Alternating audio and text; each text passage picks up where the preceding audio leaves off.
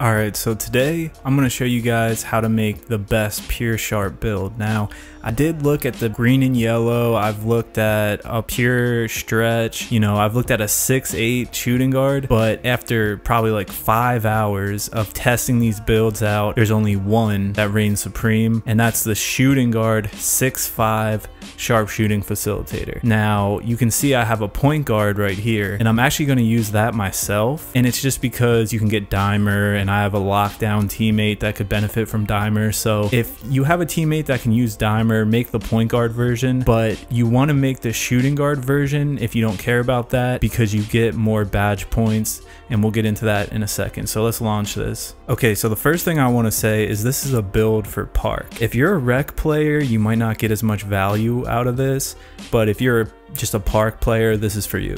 So you want to go shooting guard. Again, if you want dimer, go point guard, but we're gonna go shooting guard. So the next thing you want to do is obviously go pure green, and then you just want to go with the first one. I mean, you're already going to be slow no matter what until you get Gym Rat and 99 overall. Once you get Gym Rat and 99 overall, you'll be around, I think, 88 speed, 87 excel, which is good, but until you get that, you're going to be pretty slow, so you definitely want to go with the first one. Okay, so this is why you pick a shooting guard over a point guard, because you see at the top it says you get 429. If you pick a point guard, you only get 414. So you get 15 more points, which actually equates to 2 extra badges. And so if you're not concerned with dimer, that's why you make a shooting guard. So the first thing you want to do is you want to go 78 for this.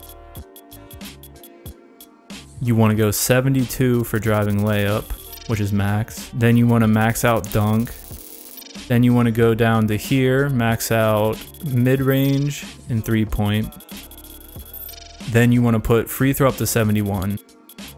The reason why we go with 71 here, because it gives you that 26 shooting badge, which you don't really need, but you might as well get that extra one. Then for here, you want to max out your passing. If you don't max out your passing, you might just be called a sharpshooter, but we want to be called a sharpshooting facilitator. I don't know, I just like the name better. Then you want to max out ball handling. That's an obvious one. And then you want to put post moves up to 46, because it gives you that 13th playmaking badge, and playmaking badges are pretty important every year, definitely for point guards, but also for shooting guards. You can get bailout, unpluckable, quick first step, so it's pretty important to have your playmaking badges no matter what position you are. So you want to max out pretty much everything. So we're just going to go down through here, and we're going to max out everything except you're just gonna, well, I guess we can max out everything, but yeah, you just want to make sure you're at 9 here. See how it goes 8 to 9, and there you go. Those are the attributes. Okay, so body type doesn't matter. Height, now this is one of the most important things, is your height. It could change everything. Like I said, I tried a 6'8 shooting guard. I've tried a 6'9 power forward, but we're going with 6'5. For weight, now for weight, there's 3 different options. You can go with 205, 192, and 179. So I would go with 192, but if you don't mind being a little bit thinner, you can go with 179. And the reason why is because, look, if I go up 1, right, it takes away an acceleration point. Now if I go to 192, I go to 193, it takes away another acceleration point. You see what I mean? Then at 179, if I go up to 180, it takes away another acceleration point. So that's why you either want to go 179, 192, or 205. We're going to go with 192. I just think it's better for interior defense, and it doesn't really change a whole lot. I mean, you don't lose that much speed or excel. You're basically gaining, what, 13 pounds and only giving up 1 speed, 1 excel. So I'd pick 192. Now, I've mentioned it before, but this is the glitchy part. You can max out his wingspan and there's like 0 penalty.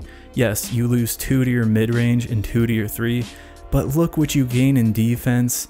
Look what you gain in finishing. You really just don't lose a whole lot. You're not a dribbler anyway. So you can literally max out your whole wingspan, and once you hit 99, you'll still have 97.3.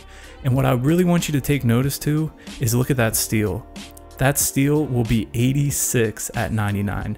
So technically, you're kind of a two-way. You're 6'5", 192, max wingspan, you'll have 97.3, and then you'll have 86 steel. So go max wingspan.